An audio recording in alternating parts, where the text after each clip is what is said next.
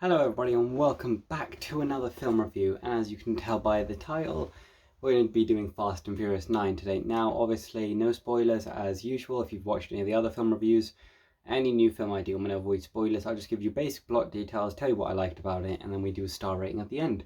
Ready? Okay, so let's get started.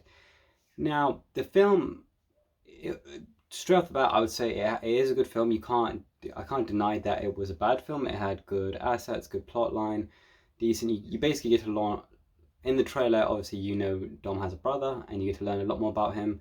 You get to learn a lot more about Dom and his family heritage and how he grew up. You get to learn a bit about his dad. And basically, that's the main focal point of the film. You get like flashbacks, you get storylines to that. But the main objective of the film is basically he's an evil agent, and basically Dom has to stop him. What he wants to try and do, he wants to get these two sort of circular technospheres. I don't know what they're called, I want to be honest, but there's two things, and then there's a key to unlock them. And basically what this thing does is, if it's all connected and uploaded to a satellite, that satellite can control anything. So you can control missiles, control everyone's phone, anything like that. That's the main objective. They have to try and stop him from doing that. There's another bad guy involved, some European dude.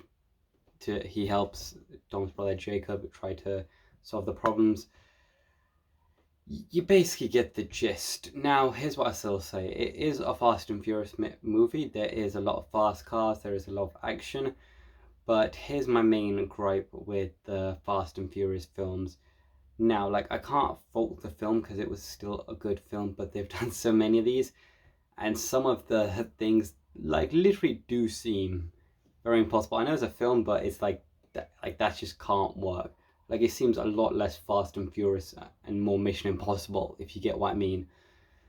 And there is going to be one, I don't know if there's two end credit sequence, I didn't stay till the very end, but I know there's at least one, which does, I feel like that does set up another film, which they probably will do at least one more, because you can't end on a 9, can you now? But overall, the story plotline, pretty good, all made sense.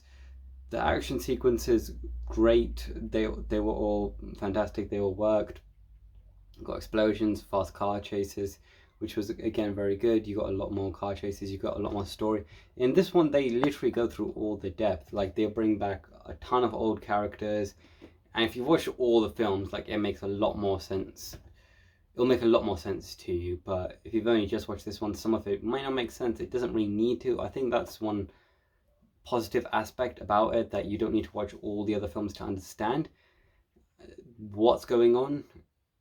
You do need to watch some of them, and you do need to have a somewhat of an idea, but it doesn't really matter a whole hell of a lot, if I'm going to be honest. So, like I said, no spoilers, so this is going to be a short film review, probably because I speak very fast. I'll give you details. In terms of...